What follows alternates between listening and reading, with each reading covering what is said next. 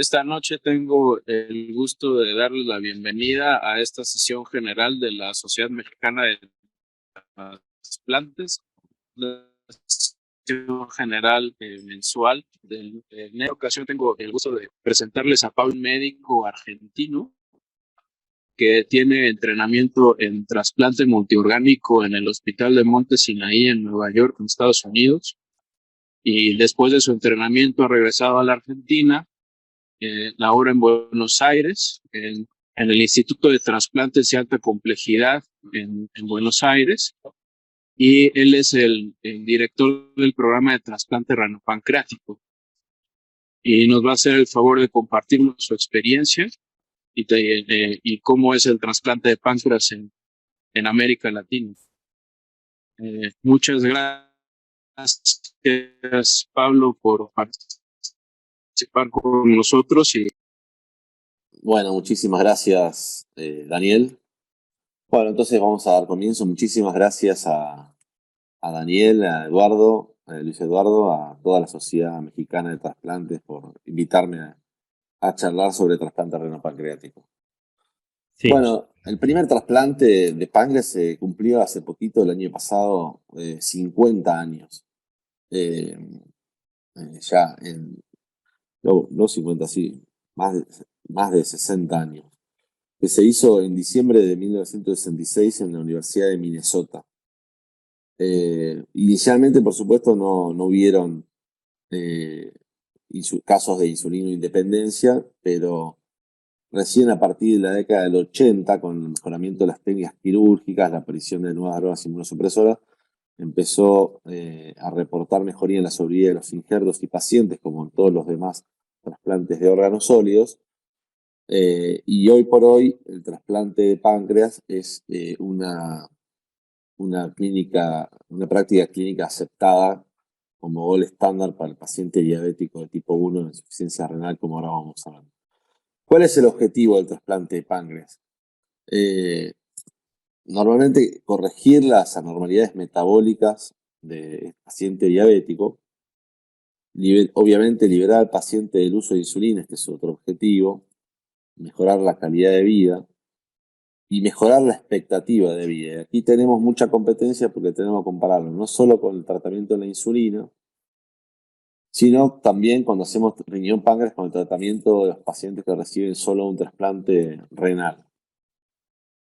Y como yo le digo a mis pacientes cuando nos reunimos en el consultorio, lo que nosotros buscamos es prevenir, detener, enlentecer o revertir las complicaciones secundarias de la diabetes. Es decir, que mientras el páncreas funcione, el deterioro que el paciente sufre a través de las complicaciones secundarias, como ser la visión, la circulación periférica, la cardiopatía, etc., se pueda detener durante el tiempo que funcione el trasplante. Bueno, en el mundo, como ustedes saben, hay más de 450 millones de personas con diabetes y es la principal causa de ceguera, insuficiencia renal crónica, impotencia sexual y amputaciones no traumáticas. Este es nuestro INCUCAI. La primera causa de pacientes en diálisis es la nefropatía diabética.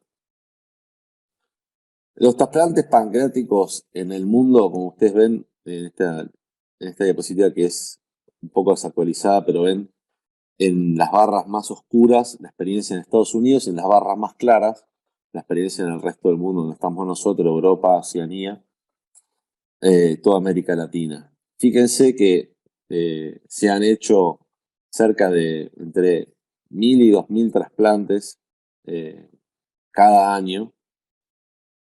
Y les quería mostrar acá que hubo una declinación en la cantidad de trasplantes a partir del año 2005, especialmente en Estados Unidos, pero después en los últimos 5 años se revirtió. Y en Europa y en Argentina, en América Latina, especialmente en Brasil, no tuvimos esa declinación tan importante. Bueno, existen 3 tipos de trasplante de páncreas, o 3 modalidades, que son el trasplante simultáneo con riñón, trasplante después de riñón y el trasplante de páncreas aislado. Estas 3 modalidades, ustedes pueden ver que la principal, casi diría la gran mayoría de los trasplantes renopancreáticos, se hacen simultáneos, ¿sí? Después en las barras rojas se ven los trasplantes secuenciales y en amarillo los trasplantes aislados. Esta es la estadística en Estados Unidos. ¿Cuáles serían las indicaciones entonces? Como nosotros pensamos un paciente con diabetes, tiene dos tratamientos, o la insulina o el trasplante. Pero el trasplante, como ustedes ven, tiene una cirugía mayor y una inmunosupresión crónica. Si uno se pone a evaluar la balanza, la insulina es más segura a largo plazo. Es decir, que nosotros no le indicamos un trasplante de páncreas a todos los pacientes diabéticos. Tampoco podríamos tratar 450 millones de pacientes. Pero la realidad es que en esta balanza es menos riesgoso la insulina. Ahora, cuando un paciente con diabetes y tiene insuficiencia renal y necesita trasplantarse de riñón, entonces ahí la ecuación cambia porque tiene que recibir la cirugía mayor, necesita la inmunosupresión crónica y lo que antes era un riesgo ahora lo tiene que atravesar igual y el trasplante de páncreas se vuelve beneficioso para el paciente. Las indicaciones más formales, es decir, paciente con nefropatía diabética en estadio terminal, en hemodiálisis o en nuestro país, lo podemos inscribir con menos de 30 mililitros de filtrado. Y este es reconocido por la Asociación Americana de Diabetes como tratamiento de elección para pacientes con diabetes tipo 1 e insuficiencia renal crónica.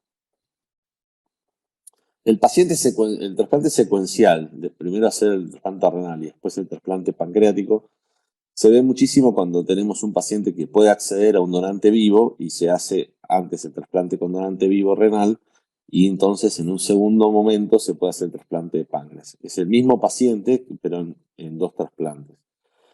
Lo que nosotros necesitamos para poder acceder a este trasplante es que el paciente esté bien de su trasplante renal, es decir, que esté libre de rechazos agudos, con función renal estable, y le vamos a pedir un clínico de creatinina de al menos 55 mililitros si no está con calcineurínicos y de 40 mililitros por minuto si ya tiene tacrolimus o algún otro inhibidor de calcineurina. Porque le vamos a tener que poner y eso lo va a deteriorar en el caso que no lo tenga. Y en el caso de pacientes que no tienen nefropatía, son muy pocos los que realmente se pueden beneficiar de tener mejor sobrevida con trasplante que sin trasplante. Y básicamente son aquellos pacientes que tienen diabetes lábil, o mejor dicho, hipoglucemias aperceptivas, requieren ser rescatados por terceros, deterioro severo de la calidad de vida, internaciones frecuentes, descompensaciones, cetoacidosis o hipoglucemia. Estos pacientes no pueden operar maquinaria pesada, no pueden conducir todas las noches, los familiares lo tienen que ver, si lo tienen que rescatar, y esos pacientes sí tienen una mortalidad más alta que la mayoría y por eso se puede hacer el trasplante de páncreas aislado. Pero como dice adelante, estos pacientes necesitamos que como condición tengan un filtrado de arriba de 70 mililitros por minuto, porque si no, corren riesgo de trasplantarse y perder la función renal por deterioro funcional, por inhibidores de calcineurina y todo el daño del trasplante mismo. Bueno, las contraindicaciones son las contraindicaciones de cualquier trasplante, ¿no es cierto? Insuficiencia cardiovascular, neoplasias, alcohol, no compliance, enfermedad psiquiatra. Ahora vamos a ver después con la edad y la obesidad. Pero nosotros estamos ahora trasplantando pacientes menores a 50 años y con BMI menor de 32.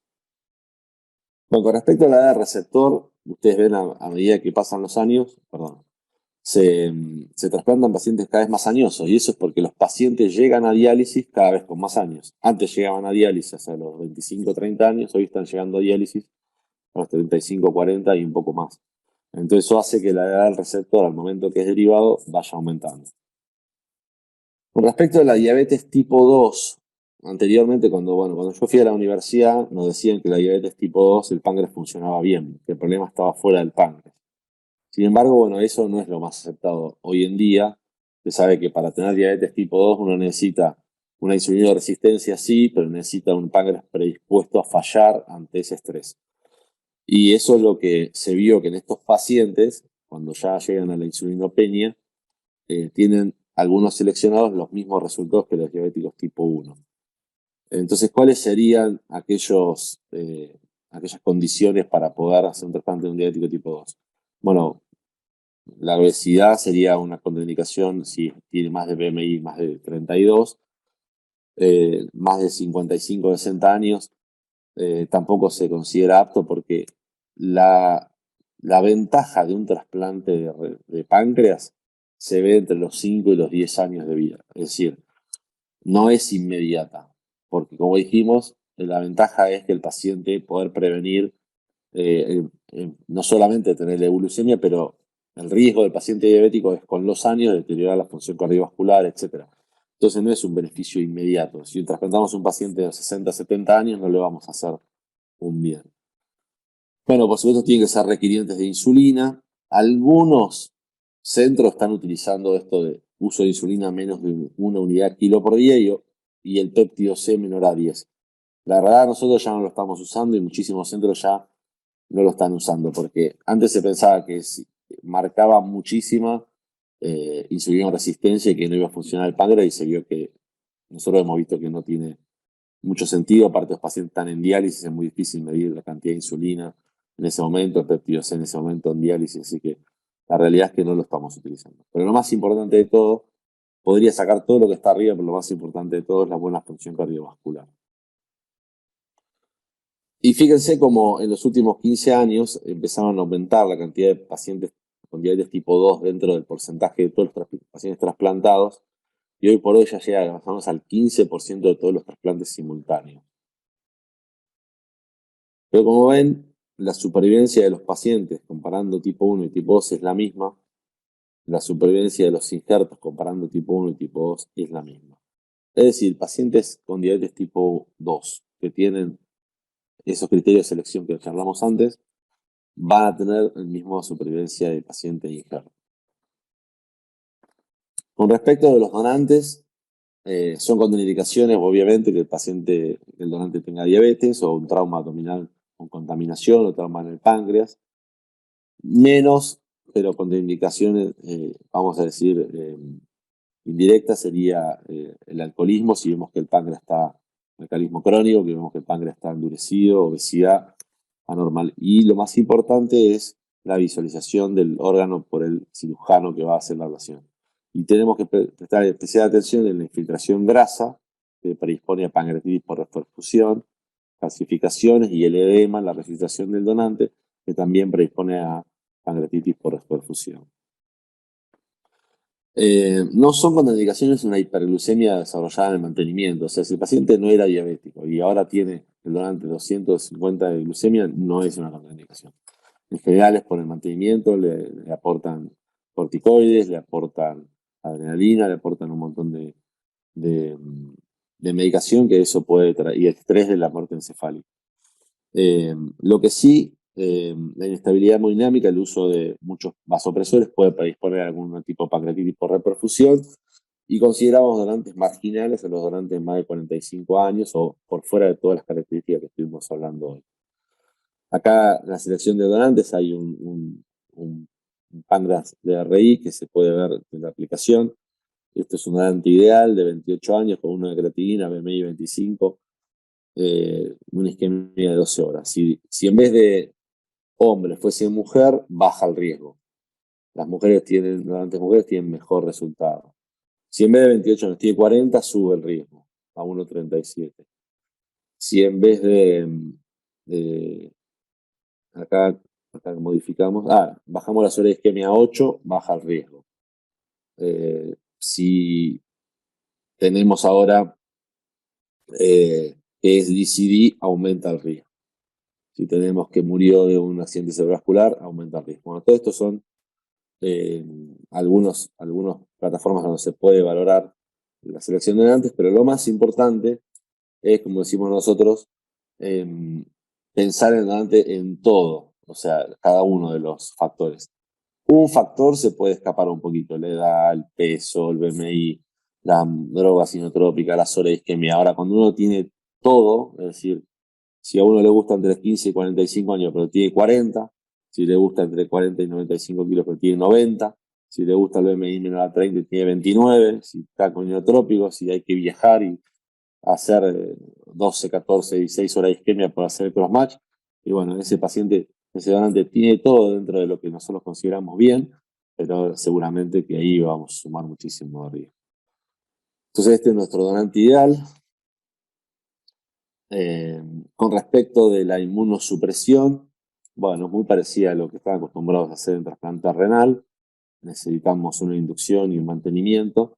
El uso de inducción, como ven acá, más del 95% de los casos en Estados Unidos utiliza para las 3 modalidades de inducción, y el tipo de inducción es con anticuerpos deplecionantes, especialmente o la timoglobulina o el Campa, el alemtuzumab, que acá nosotros en Argentina no tenemos. Algunos utilizan solo no deplecionantes, como ven ahí, o los dos. Con casi nadie actualmente está utilizando esquemas sin inducción.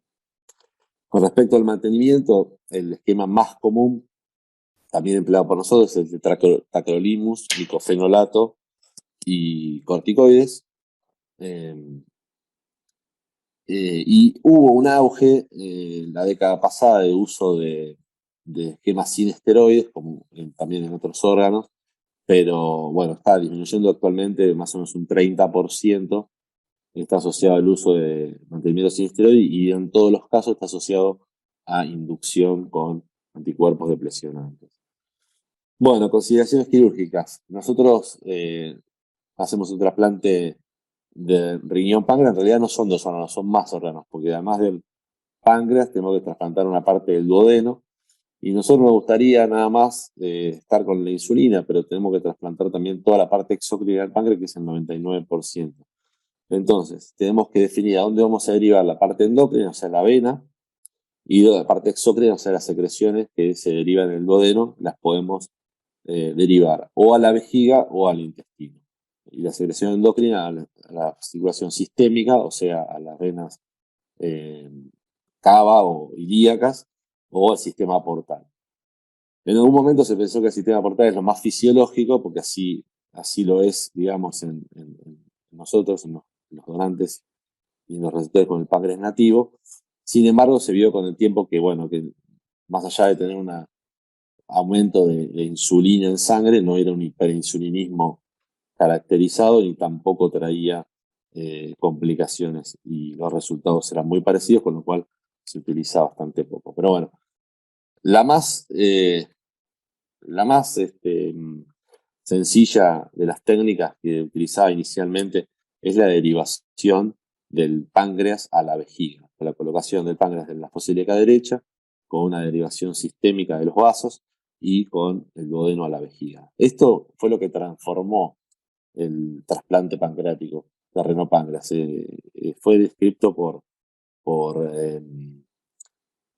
no me sale ahora, en Wisconsin, y esta técnica, digamos, trajo muchísima seguridad en momentos que había montones de fístulas, montones de pancreatitis, trombosis, etcétera. No habían los mejores líquidos de preservación, y hizo que pasara de una supervivencia de 30 a 50% a 80%. O sea que esta era inicialmente la técnica que mejor funcionó durante muchísimos años. Posteriormente se hizo la técnica de derivación exónica al intestino, y también ya se hizo en un momento en donde había Prograf, en donde las fístulas eran mucho menos frecuentes. Acá, bueno, el páncreas está con la cabeza para arriba, pero da lo mismo, se puede poner con la cabeza para abajo. Y hoy por hoy es la técnica más utilizada. Y por último, puede ser portal. En el caso que sea portal, siempre tiene que ser entérica, porque no llega, en este caso, a derivar las secciones a la vejiga. Pero como hablamos anteriormente y vamos a ver enseguida, son pocos centros los que la utilizan. ¿Cuál es el beneficio de drenaje vesical? Bueno, se utilizó muchísimo tiempo para monitorizar la función pancreática. Lamentablemente el páncreas no tiene un gran marcador como el riñón tiene la creatinina o el hígado tiene las enzimas hepáticas. Entonces nosotros, si miramos la glucemia, si miramos la urina,sa, la lipasa, la verdad, no, la función no tiene mucho que ver con lo que está pasando por dentro. Entonces se utilizó muchísimo para la amilasuria y la lipasuria como marcadores cuando decrecían por abajo del 50%, para monitorizar la función del páncreas. También se pueden hacer biopsias por cistoscopía y lo más importante es que el manejo de las fístulas, es orina con líquido pancreático inactivado, es mucho más seguro que una fístula intestinal.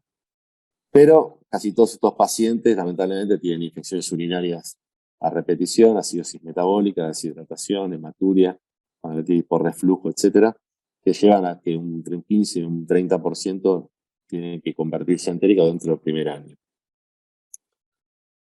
La derivación sólida, como ven ustedes, fue a la vejiga durante unos 15, 20 años, en los 80, en los 90, y de a poco empezó a hacerse la derivación intestinal. Como primero fue en el renopáncreas, porque está la creatinina para marcador, entonces se utilizaba la creatinina para marcador, pero después en los próximos 10 años también los páncreas solitarios, tanto el secuencial, que es otro órgano, ¿no? O sea, el secuencial son dos donantes distintos, o el páncreas aislado, lo siguieron y hoy por hoy casi todo el mundo está haciendo derivación intestinal. Bueno, esto es el empleo de Iberrux en la derivación intestinal, que al principio fue muy común y en este momento no se está empleando casi nada. Con respecto a la derivación portal, como ustedes ven, tuvo su auge también hace un par de décadas, pero fue cayendo porque tiene más complicaciones, más laboriosa cirugía, pone en riesgo toda la circulación portal y por otro lado no traía un beneficio metabólico, nunca se pudo demostrar. Bueno, con respecto de las complicaciones, vamos a charlar de sangrado, pancreatitis, trombosis, fístula, infección abdominal, complicaciones de los drenajes vesical y intestinal. Bueno, eso ya lo charlamos. Bueno, lo más común es el sangrado y tiene que ver con la antiagregación, anticoagulación. Nosotros tenemos una estrategia amplia de anticoagulación porque, a diferencia de los demás órganos, riñón, por ejemplo, toda la circulación de la arteria renal va al riñón. Entonces, una arteria que está y la vena están, digamos, diseñadas para todo el flujo ir al riñón. En el páncreas, los vasos que se utilizan como inflow son la arteria mesentérica superior para irrigar la cabeza, que da una ramita y después todo el flujo de la arteria mesentérica superior está ligado porque eso iba al intestino. Y la esplénica, que lo mismo, da unas ramitas a la cola del páncreas y después el flujo que iba al vaso está ligado. Y después la vena porta, que tiene un diámetro para soportar el 20% del volumen minuto de la circulación, solamente tiene ahora un flujo pequeño de lo que es la irrigación del páncreas. Entonces, eso hace que los índices de trombosis del páncreas sean muchísimo más altos que los demás órganos. Por eso hay nosotros utilizamos aspirina de antes de que el paciente suba al quirófano y sale el paciente con heparina en bomba, unas 10 a 15 mil unidades por día. O sea que es lo más común el sangrado, más o menos un 20% de los pacientes necesitan de una cirugía por sangrado. Bueno, la presentación clínica es muy clara, el paciente tiene dolor abdominal, débito hemático por los drenajes, hacemos una ecografía, vemos que no hay otro problema más que ese, una tomografía que vemos el hematoma o el líquido libre, pero con buena perfusión del injerto y bueno, el tratamiento es la cirugía. Y lo más importante, que nos peleamos con los clínicos, los terapistas, no sobrecorregir la anticoagulación. Es decir, sangra, lo operamos. No le suspendemos la heparina, la aspirina, no le pasamos plasma, plaqueta, etc. Por eso hace que lo operamos por sangrado hoy y mañana le sacamos el páncreas por trombosis. La pancreatitis del injerto, bueno, también. Esto para los nefrólogos es la DGF, digamos, la NTA, la necrosis tubular aguda, para los patólogos es la transaminasemia y nosotros tenemos la pancreatitis. El páncreas se inflama por isquemia de reperfusión y puede tener diferentes grados. Pero cuando nosotros llamamos que tiene una pancreatitis, porque el paciente lo que tiene es un cuadro clínico, ¿sí? Que hace que tenemos que tratarlo, ¿sí? Las causas ya hablamos de la isquemia de reproducción, los tics prolongados, la edad, la obesidad, la inestabilidad hemodinámica y el edema del donante, ¿sí?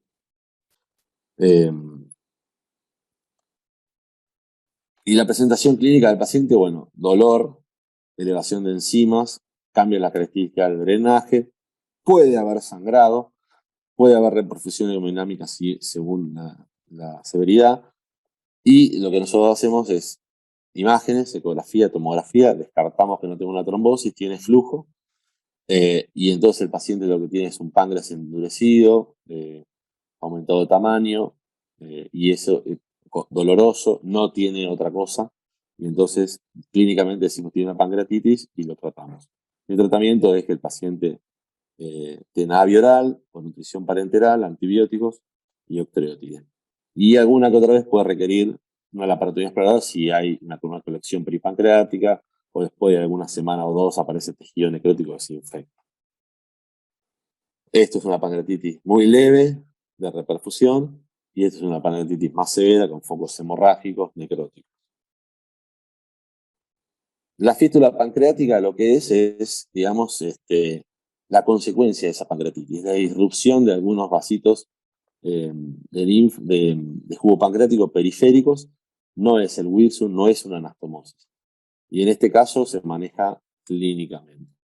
¿Sí? Algunos dicen que podemos utilizar terapia de prevención, nosotros lo utilizamos algunos días, pero no está probado que funcione para algo. Y la incidencia de aquellos pacientes que tienen pancreatitis y quedan con una fístula pancreática es del 10 al 15%. El débito por el drenaje se torna mucoide, con un color y un olor característico, y el diagnóstico se puede hacer por amilasa lipasa en el drenaje, pero clínicamente es muy sencillo, y con la tomografía vemos que no hay colecciones. El tratamiento es solamente el drenaje y algunas veces octreotide de depósito. Este es el líquido característico de la fístula pancreática. Bueno, la trombosis es la complicación más temida porque el paciente perdió el páncreas, es decir, fracasamos en el tratamiento. Y como dijimos, la causa es multifactorial. Lo más importante es, estuvimos hablando de la irrigación es prestada, no tiene vasos del calibre correspondiente al flujo, pero también las características del donante influyen.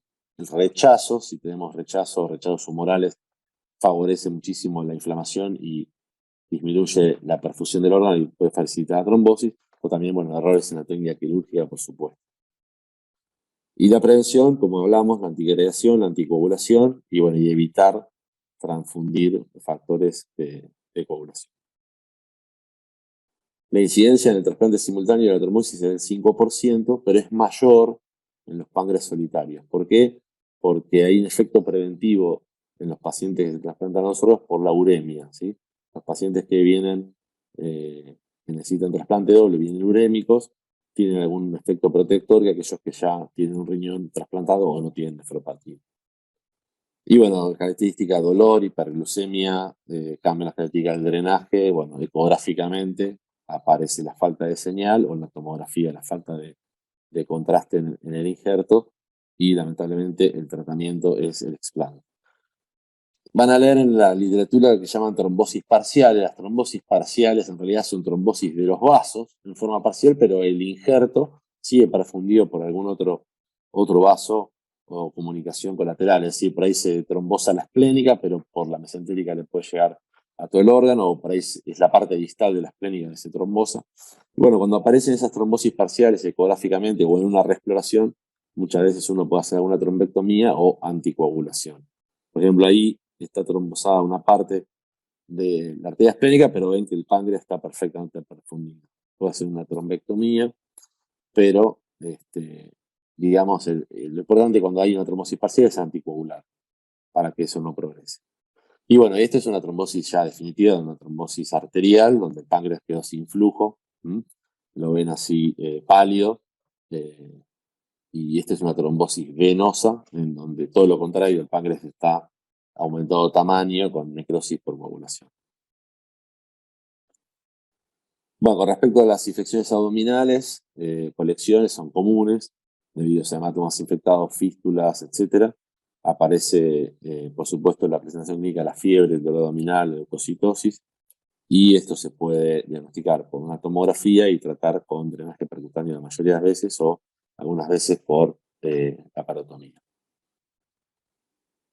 Ya vimos cuáles son las derivaciones del drenaje vesical, vamos a pasar más rápido, pues la hematuria es muy frecuente, requiere a veces lavado vesicales, la infección urinaria es muy frecuente. La acidosis metabólica cuando los pacientes no toman bicarbonato, que es el tratamiento, también vienen deshidratados y ácidos a la guardia. La uretritis a veces puede requerir el sondaje o la talla vesical por tiempo prolongado.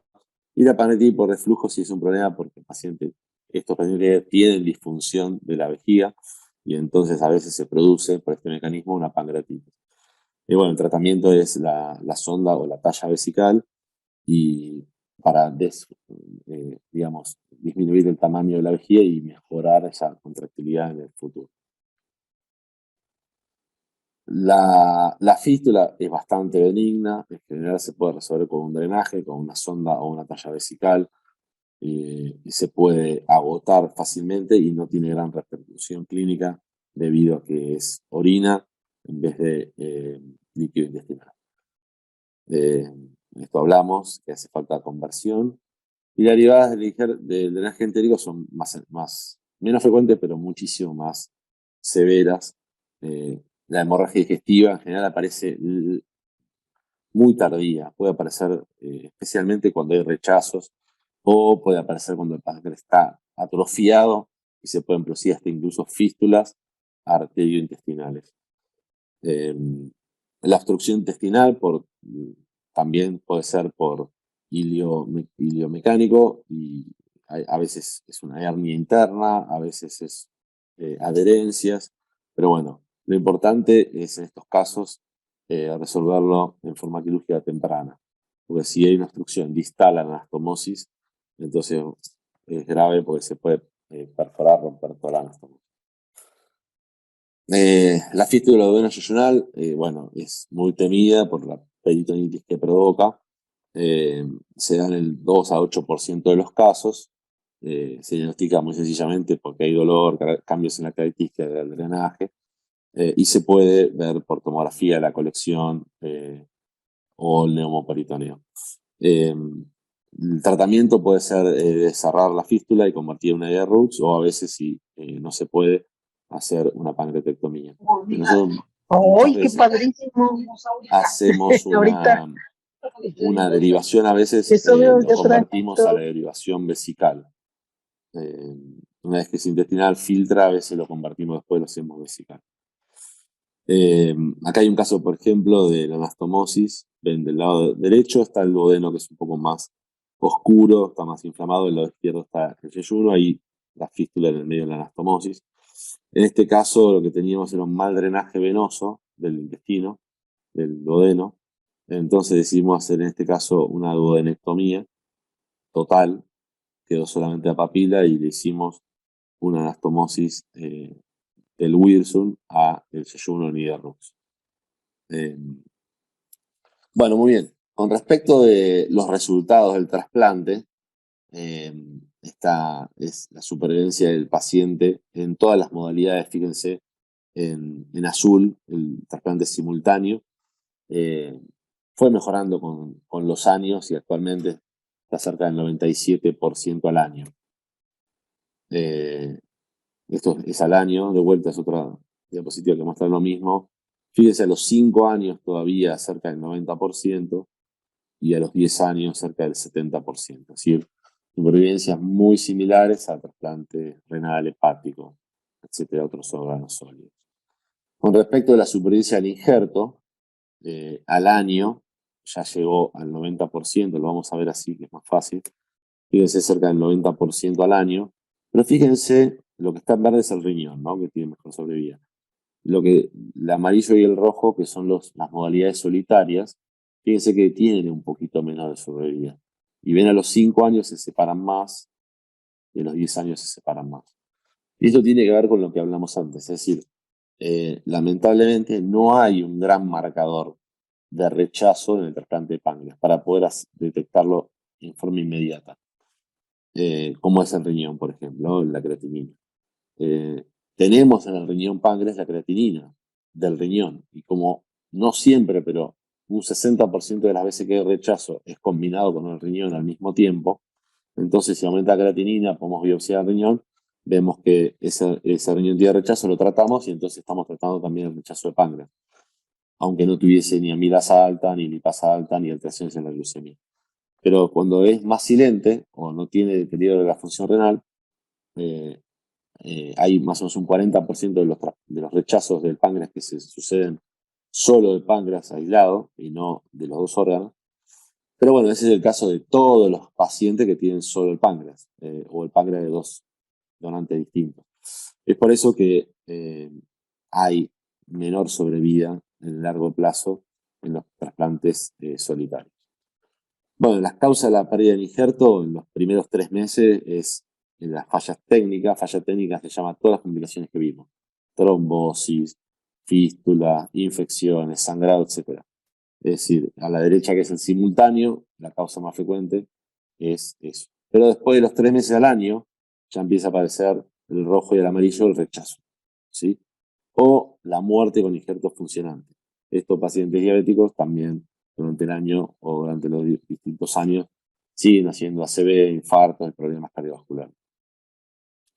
Y pasado el año, ven el rechazo y la muerte con injertos funcionando son los más importantes. La pérdida por falla técnica, resumidas todas esas complicaciones, antes era muy común. Hoy está menos del, diría, el 5% para los trasplantes simultáneos. Y es un poco menos para el simultáneo que, como hablamos antes, para los páncreas solitarios. La pérdida de injerto por rechazo, esto es lo que estuvimos comentando antes, fíjense, es más común en los trasplantes solitarios. Ven que en el trasplante simultáneo, a los 3 años, menos del 5% perdió un órgano por rechazo. En cambio, en los trasplantes solitarios se triplica o se quintuplica. Y por último, ¿cuál es la mortalidad en lista de espera versus la mortalidad del trasplante? Es decir, el resultado comparado con la alternativa, que es, en este caso, seguir en diálisis con insulina. Fíjense en azul la caída de la supervivencia a 5 años de pacientes diabéticos en diálisis. A los 5 años queda la mitad. Es decir, tiene menor sobrevida que el cáncer de mama, estar en diálisis con insulina. Comparado, del lado derecho, pacientes sobrevida a los 3 años es de cerca del 90%, es decir, superior al 90%. En las 3 modalidades hay beneficio, pero las que tienen nefropatía, por supuesto, el beneficio es mayor. Y el mayor beneficio, por supuesto, es el riñón trasplantado, pero en otro porcentaje es la adición del páncreas. Bueno, en Argentina, les voy a mostrar un trabajo que hizo el INCUCAI del año 2019, pero en Argentina ya se hizo el primer trasplante de páncreas en el año 68, apenas 2 años después que se hizo en Minnesota. Y lo hizo un médico correntino que se llamaba Chapo Bortagaray. Lo hizo en la ciudad de Buenos Aires y al siguiente año, en el 69, hizo un segundo trasplante. Esos trasplantes eran trasplantes de cuerpo y cola, eran páncreas, no eran páncreas enteros, sino que eran una porción. Y se hacían anastomosis en el cuello, como se dice, al esófago cervical. Bueno, este es el informe que les quería mostrar de la actividad nuestra, que bueno, después en pandemia no tenemos un nuevo informe, pero ingresos anuales, nosotros tenemos alrededor de 100 ingresos anuales a nuestra lista, y una actividad de trasplante en el país entre 50 y 80 trasplantes. Cayó, por supuesto, nuestro récord fue en el 2019, que acá no aparece, pero después cayó en pandemia y ahora estamos otra vez entre los 60 trasplantes por año. Con respecto a los donantes, la mayoría por traumatismo craneoencefálico, con una edad promedio de 25 años, mayoría de sexo masculino, y nuestra supervivencia de injerto de todo el país es del paciente al año de 86,5% y del injerto pancreático del 74%. Cuando compararon las eras, en los últimos 10 años, los resultados fueron mejores que en la primera era. Y la actividad de páncreas aislado es muy poca. Fíjense, en azul están los trasplantes que se hacen por año en Argentina. Fíjense en la lista, en la fila de abajo, bueno, un año veo ahí que se hizo 9, pero no se hace más de 2, 4, 5 por año. Y en estos páncreas aislados, en realidad, están mezclados los trasplantes de páncreas aislado verdaderos, que es el paciente diabético con la diabetes lábil, o también están los trasplantes de páncreas después de riñón y los trasplantes de páncreas después de un renopáncreas que perdió un páncreas, o sea, un retrasplante. La supervivencia de páncreas aislado al año, supervivencia de pacientes y la supervivencia de injertos. Fíjense, la supervivencia de los injertos es inferior que en el trasplante renopancreático simultáneo. Y bueno, y los voy a dejar con algunas imágenes para los cirujanos. Así es lo que traemos de la ablación, el duodeno, el páncreas con el vaso. Y es bastante laborioso la cirugía de banco. Tenemos que hacer la esplenectomía, suturar toda la raíz del mesenterio que está aquí con las pinzas, suturar los extremos del duodeno. Fíjense, ahí se ven los dos vasos que tenemos, la mesentérica superior y la esplénica. Traemos la bifurcación ilíaca del donante, muy generoso, y con eso hacemos una reconstrucción para tener de esos dos vasos un solo vaso para poder hacer la anastomosis en los vasos del paciente. Y la vena porta. Esta es la técnica para las anastomosis vasculares. La reperfusión y en este caso una anastomosis, una derivación intestinal de las secreciones exócrinas. Y por último, del otro lado, bueno, ahí está el riñón. Y ahí están los órganos reperfundidos. Y creo que con esto voy a concluir y los voy a dejar para hacer preguntas a su entera disposición.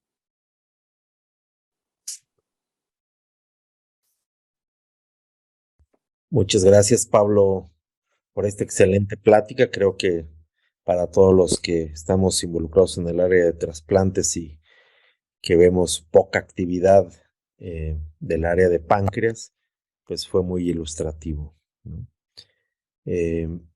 Vamos a ver si le recuerdo a todos que podemos hacer preguntas tanto en el área de preguntas y respuestas o en el chat.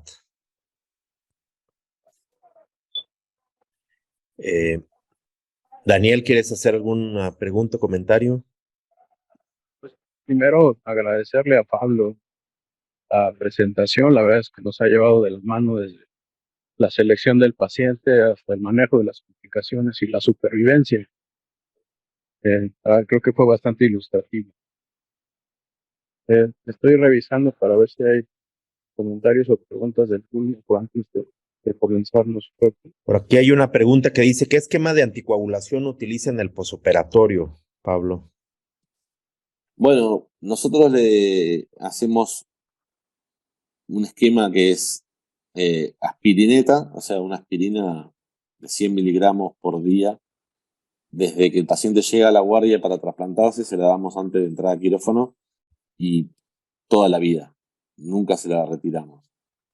Y después utilizamos heparina sódica y le damos aproximadamente entre 10.000 y 15.000 unidades por día, según el peso, en bomba, en goteo endovenoso. En general es una dosis que no llega a producir una anticoagulación full. Piensen que más o menos para producir una anticoagulación full necesitaría el doble. Necesitaría entre 25.000 y 30.000 unidades. Habitualmente esa dosis casi no altera el KPTT. Lo controlamos, pero en general esa dosis no lo altera.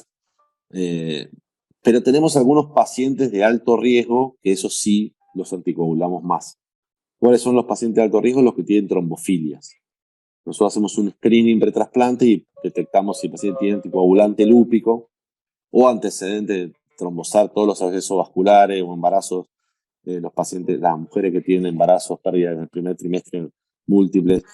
Entonces, esas pacientes nosotros consideramos que tienen mayor riesgo y entonces lo subimos un 50% más. En vez de darle 10.000, 12.000 unidades, le damos entre 15 y 20, más tiendo a 15. Y por ahí esos pacientes sí lo dejamos, pues altere un poquito el KPTT a 40, 45 y después lo sacamos con enoxaparina ya cuando tienen buena función renal y lo dejamos 2 o 3 meses. Pero bueno, son los pocos pacientes que detectamos que tienen trombofilias. Muy bien. Bueno, aquí está la doctora Mara Medeiros, presidenta de la Sociedad Mexicana de Trasplantes. Y yo me encantó el tema y realmente pues felicidades por este programa tan exitoso. En México pues prácticamente pues, no se hacen. Y me queda la duda de si ustedes ven diabetes mellitus post-trasplante por el tacrolimus. Bueno, sí, mirá, es muy interesante porque la diabetes post-trasplante, ¿sí? En realidad es una diabetes tipo 2 o un tipo especial de diabetes tipo 2, ¿no? Entonces, ¿por qué si ¿por qué si todos los trasplantes tienen diabetes post-trasplante, por qué no la íbamos a tener nosotros? En realidad, al principio, cada vez que había disfunción del páncreas, bueno, se consideraba que fallaba o se consideraba incluso hasta hace una década, si el paciente le ponían un poquito de insulina, ya se consideraba que había perdido el injerto. Pero la realidad es que no es así. Si uno piensa que los pacientes desarrollan diabetes post-trasplante, como la diabetes tipo 2, en aquellos casos en que tienen una predisposición a fallar por tener insulino-resistencia, bueno, también les pasa, y les pasa a los diabéticos tipo 1 y les pasa a los diabéticos tipo 2 por igual, porque no es la diabetes que ellos tenían, sino es la predisposición de ese órgano a fallar. Y en la población general hay un 6-7% de pacientes que van a desarrollar diabetes tipo 2. Y nosotros trasplantamos donantes de 25 o 30 años que no tienen diabetes tipo 2 todavía, pero que en un porcentaje de 5, 6, 7% iban a desarrollar diabetes tipo 2 a los 10 años. Ese paciente, vos le das corticoides, tacrolimus, etcétera, tenés ese. ¿Qué significa? Pacientes que necesitan por ahí alguna medicación oral o necesitan, nosotros, por ejemplo, muchas veces le sacamos el Prograf y le ponemos Velatacept. Y con eso, la verdad, se controlan. Pero para poder saber que ese paciente tiene eso, en realidad hay que biopsiar el páncreas, porque hay que descartar en este caso rechazo. Nosotros Por lo tenemos visto, algo es que un descartar. problema, ¿no? Ese diagnóstico de rechazo. ¿Y ha sucedido que un paciente, por ejemplo, pierda el riñón, pero se quede con el páncreas? Sí, sí, claro. Y es una situación muy compleja, la verdad, porque esos pacientes vuelven a diálisis con inmunosupresión. Y Claro. entonces es un problema porque si no tienen para hacerse un trasplante pronto, bueno, depende de la situación, la verdad a veces puede ser un calvario. Especialmente aquellos pacientes que tienen derivación vesical y dejan de orinar y tienen la secreción pancreática en la vejiga y empiezan con complicaciones. Una irritación. Ok. Una Muchísimas pregunta del gracias. público dice, si ustedes llegan a utilizar heparinas de bajo peso molecular, sabemos que en insuficiencia renal se trata de usar sobre todo la heparina fraccionada, pero ¿han utilizado heparina de bajo peso molecular? Sí, sí, bueno. ¿Y a los cuántos días inician dieta enteral? Sí, bueno, la heparina, digamos, utilizamos sódica endovenosa los primeros días, porque los pacientes todavía, primero que son muy lábiles, entonces por ahí hay que reoperar, venir, entonces no nos gusta tener una dosis de un día. Entonces la bomba es minuto a minuto, y si se pasa, se baja, y si se sube, así. Entonces eso lo utilizamos los primeros 3, 4 días. Y después utilizamos subcutánea, pero si el paciente va a quedar anticoagulado, entonces le ponemos la fraccionada, pero recién cuando tiene la función renal correspondiente que podamos usar. Si no, esa anticoagulación de heparina que dijimos son 4, 5, 6 días, y después pasa a la subcutánea común de profilaxis antitrombótica de los miembros inferiores. Y la otra pregunta que me hizo... De la dieta, ¿cuándo inicias dieta? Y la dieta, cuando la derivación es vesical, nosotros al otro día ya empieza a tomar líquidos. Si no tiene ilio, este paciente tiene gastroparesias, a veces tienen náuseas, a veces... Pero si eso se resuelve, que suele pasar entre el primer y el segundo día, empiezan con dieta. Dieta líquida, y a la tarde, y al mismo día la blanda, si tolera, y vamos progresando. ¿Qué proporción están haciendo de derivación vesical versus la otra? Mire, nosotros iniciamos nuestro programa con derivación intestinal, y durante unos años no tuvimos la llegada del Wisconsin aquí. Se dejó de importar, muchísimas trabas a la importación, y dejamos de tener Wisconsin, y empezamos a utilizar el Custoplex, el HTK. Y el HTK es malísimo para el páncreas, y malísimo para el duodeno, especialmente. Y empezamos a tener más incidencia de fístula y más incidencia de trombosis, y entonces empezamos a utilizar derivaciones vesicales. Y ahora, hace un año o 2, regresó el Wisconsin. Y ahora estamos viendo qué vamos a hacer, pero todavía estamos haciendo las vesicales. Así que le diría que en los últimos 2, 3 años utilizamos vesicales, y anterior a eso utilizamos intestinales. Muy bien. Por aquí otra pregunta nos dice: excelente ponencia, muchas felicidades. En pacientes altamente sensibilizados, ¿qué terapia de inmunosupresión recomiendan? Saludos. Bueno, en realidad nosotros hacemos una citometría de flujo, y el paciente se trasplanta con citometría de flujo negativa. O sea, si el crossmatch, la citometría da positiva, no se trasplanta. Es decir, que por más hipersensibilizado que sea, si el paciente se va a trasplantar es porque le dio citometría negativa y no tiene anticuerpos donante específicos. Y en ese caso hacemos la misma inmunosupresión de siempre.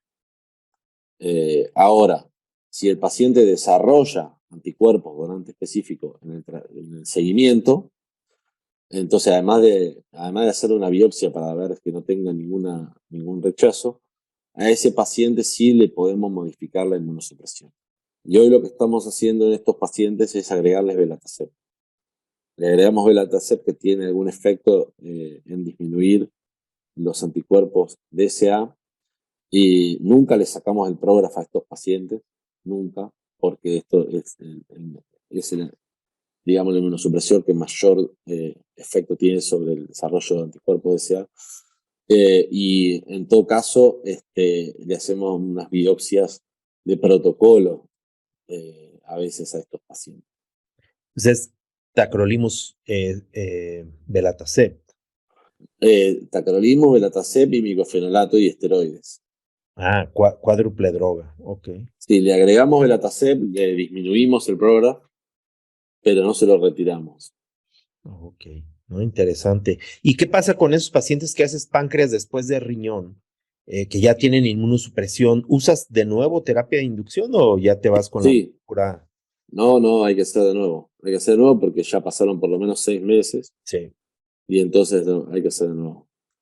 ¿Y usas igual timoglobulina otra vez? ¿O? Sí. Sí. Habitualmente no usaron timoglobulina en el donante vivo, pero si la usaron, igual le damos. Ok. Por aquí otra pregunta dice: cuando se hace trasplante secuencial se debe tener fuertemente la pérdida del injerto renal, tomando en cuenta que refiere que el renal se hace de vivo. ¿Qué porcentaje de deterioro de la función renal tendríamos que decirle a los pacientes que podrían llevarlos a fracaso renal. No, digamos que no es lo común que el paciente deteriore la función renal por el trasplante. Pero lo que hablamos antes es que le tenemos que poner tacrolimus. Entonces, si el paciente no tenía tacrolimus y ahora va a tener tacrolimus, bueno, es esperable que un pequeño deterioro de la función renal. Es eso. Pero bueno, nada más informarle que puede tener un pequeño deterioro, no que Sí, vaya sí. a tener pérdida. No, claro. Perfecto. Sí, por aquí nos preguntan también el promedio de tiempo de trabajo de banco de páncreas y costo aproximado del trasplante renopáncreas. La cirugía de banco dura cerca de 2 horas y el trasplante cerca de 4 horas. Y el costo comparado con riñón, para poner una Y comparativa. el costo comparado con riñón acá es más o menos, sería más o menos como 4 veces. 4 veces. Es muy parecido al trasplante hepático acá. Ok, muy bien. Y por ahí una de las preguntas es, ¿qué pasa con el donante a corazón parado? Están con parada cardíaca, ¿están utilizando el páncreas? Nosotros no tenemos ese tipo de donantes aquí. Ok. Recién ahora están empezando a hacer las primeras experiencias. Yo cuando me formé en Estados Unidos sí había donante de corazón parado, pero no utilizábamos los páncreas. En ese momento, hace 18 años. Pero hoy sí se utilizan los páncreas en muchísimos lados, especialmente en Inglaterra. Ellos son los campeones del donante de corazón parado y en páncreas también. Y hasta 25% de los páncreas que trasplantan lo hacen con donante de corazón parado. Y ellos muestran buenos resultados siempre y cuando tengan, obviamente, poco tiempo de isquemia caliente, características del donante similares, etc. Pero bueno, uno piensa que cuando muestran esos resultados, en realidad están muy seleccionados esos donantes. O sea, sí tienen eso, pero por ahí tienen 20 años, o tienen, qué sé yo, pocas horas de isquemia, o por otro lado lo compensan. Porque si uno va al DRI, vio que aumenta 40% de riesgo que sea DCD. O sea que si eso está en el DRI es porque el riesgo existe. Pero después te muestran una serie que les fue muy bien, pero bueno, seguramente son muy seleccionados los casos que utilizan donante de corazón parado. Ya. En volumen de soluciones de preservación, ¿qué tanto aumenta de hacer riñón solo cuando utilizas riñón páncreas? Las soluciones de preservación, bueno, nosotros vamos a la ablación, obviamente, tenemos que ir a la ablación como va la gente de hígado, como va la gente de corazón, de pulmón. Aquí en Argentina no es común que los centros de trasplante renal vayan a ablacionar, sino que las jurisdicciones lo procuran. Y nosotros tenemos que llevar nuestra solución de preservación para el flasheo por la aorta. Y eso lo compartimos con la gente de hígado. Ok. Entonces, pero el hígado un poco también difícil calcular ahí. Tiene que flashear por la portal de hígado. Nosotros ponemos 2 litros por la arteria y después 1 litro para el banco. O sea, utilizamos 3 litros. Y los de hígado le pasan 2 litros más por la porta que nosotros no pasamos. Y eso lo ponen ellos. En general repartimos así. Muy bien. Por acá nos preguntan si ustedes tienen programa de entrenamiento en la cirugía de páncreas. Sí, o sea, han venido a formarse de distintos lados. Sí. ¿Y dónde podrían checar los requisitos para los que estén interesados? No tenemos un fellow formal en este momento. Sí viene gente que nos escribe y nos dice puedo ir tal fecha, y si se puede lo recibimos. Pero no hay una posición de fellow formal que vaya a aplicar o que vaya a concursar o que le vayan a retribuir un salario por X tiempo, sino que no tenemos esa posición aquí. Ok. ¿Ustedes qué proporción hacen de riñón páncreas simultáneo versus páncreas seguido de riñón? En este momento casi todo es simultáneo. hicimos páncreas seguido de riñón cuando empezamos porque había algunos pacientes trasplantados de riñón que se querían hacer el páncreas. Pero hoy, si esos pacientes vienen, ya entran en la otra puerta y no se hacen el trasplante con donante vivo. Porque nosotros tenemos una espera para trasplante renopáncreas de cerca de 2 años. Wow. Entonces, el trasplante renopáncreas espera entre 1 y 2 años.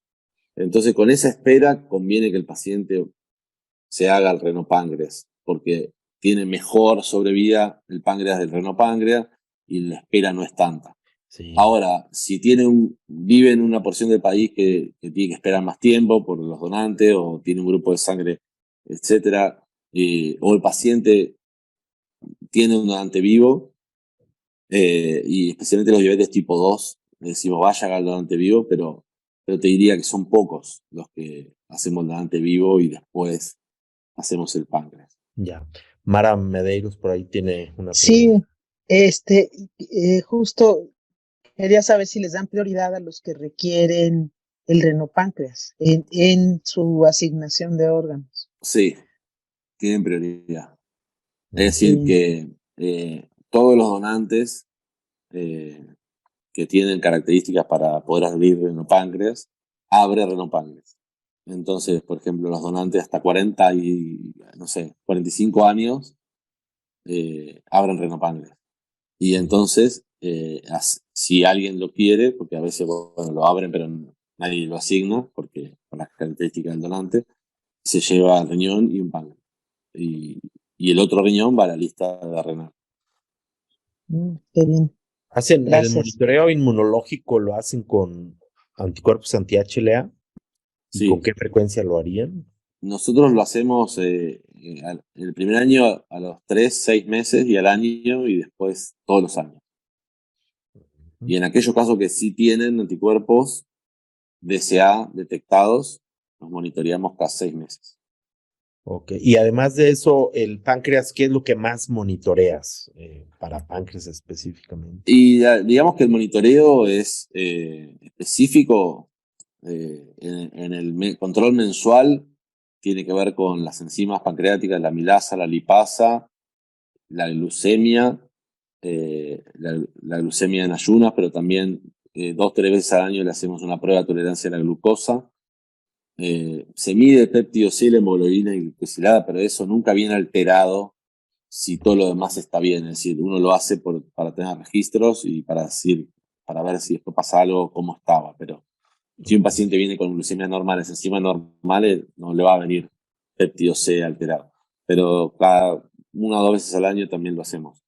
Y bueno, y después los anticuerpos. Y lo más importante también la creatinina, ¿no? Porque si es el mismo donante, toda la función renal también.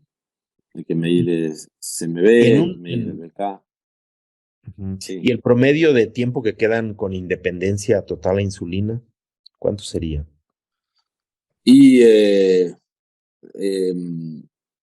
nosotros, digamos, tenemos poco tiempo, no llegamos a 20 años de programa, pero tenemos pacientes que se han trasplantado el primer año que todavía tienen páncreas funcionante.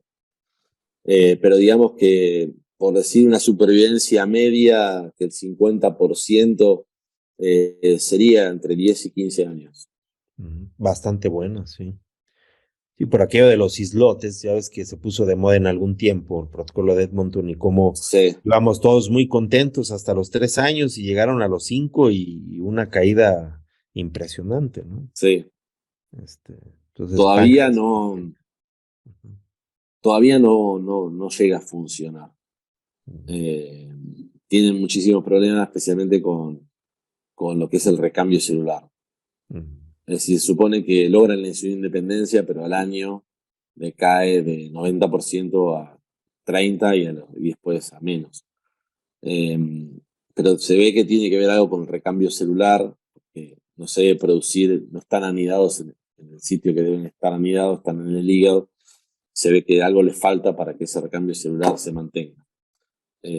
Además de que, bueno, Edmonton específicamente utilizaba drogas que eran diabetogénicas y tóxicas para el islote que ya no se utilizan más.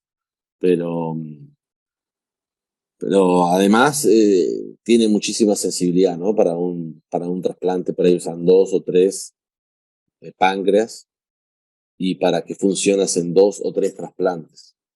Entonces terminan utilizando 4, 5, 6 donantes, muchísima hipersensibilidad, y después el paciente si requiere un riñón. Sí, pues muy bien. No sé, Mara, ¿algún otro comentario? No, pues excelente presentación. Realmente yo creo que este es un área que deberíamos de fortalecer en México, donde tenemos tanto diabético, ¿no? Y cada vez tenemos más diabetes tipo 1. Por ahí vi que había unas manos levantadas del doctor Homero Zapata y del doctor Mariano Fernández, pero no sé si ya hicieron sus preguntas. Hicieron unas preguntas por escrito, pero si tienen alguna otra, Ok. por favor, escríbanla. Es que Aquí no sé cómo darles la palabra. sí. Bueno, pues has recibido muchas felicitaciones por aquí en los chats y en las preguntas. Creo que es un tema muy interesante para todos, Pablo. De verdad, la actividad en México es poca. Hay mucha gente, hay gente preparada, sin embargo, pues logísticamente no ha sido fácil y, y eso ha hecho que se vayan eh, haciendo pocos trasplantes de páncreas, como te había dicho en Daniel, pues él ha hecho algunos recientemente, pero creo que, como dice Mara, pues nuestra población de diabéticos es enorme y creo que en su momento bien podría, algunos pacientes ya con problemas de control, estos que tienen hipoglucemias constantes, etcétera, pues serían buenos candidatos para páncreas riñón. Homero, ¿quieres preguntar algo? Mariano, y ahora sí pueden, simplemente desbloqueen su micrófono y pueden hacer la pregunta directo. No, felicitar por la presentación. Hice la pregunta escrita. Muchas gracias. Sí, gracias, Mariano. Bueno, Pablo, pues Mara quiere cerrar la sesión. Pues sí, quiero cerrar invitándolos a nuestro curso de elementos prácticos en trasplante renal. La información está en la página de la SMT. Es un curso que va a ser gratuito para socios. Y bueno, agradecer nuevamente al doctor Pablo Daniel Uva por esta excelente presentación. Muchas gracias, Pablo. Bueno. Sigues recibiendo en el chat muchas felicitaciones y me uno a ellas. Una excelente ponencia, muy clara, y pues esperemos que sigan aumentando su experiencia, ¿no? Bueno, muchísimas gracias a todos. Acá los esperamos a los que se animen a venir a trabajar y a formarse en trasplante de páncreas, con los brazos abiertos. Aquí si hay algún cirujano intrépido que se quiere venir para aquí, nada más trae un tequila y ya. Y Sí, se disculpa Daniel porque tenía problemas de conexión y ya estaba por tomar un vuelo, entonces se despide. bueno, y Muchas encantadísimo si alguna vez necesitan para un congreso, Sí. los iría a visitar encantado. Quiero conocer México. Ok, pues lo Muy bien, tomaremos lo en cuenta. tendremos en cuenta. Claro que sí, doctor. Muchísimas Muchas gracias. gracias, Pablo. Bueno, un saludo a todos y muchas gracias por la invitación. Hasta luego. Hasta luego.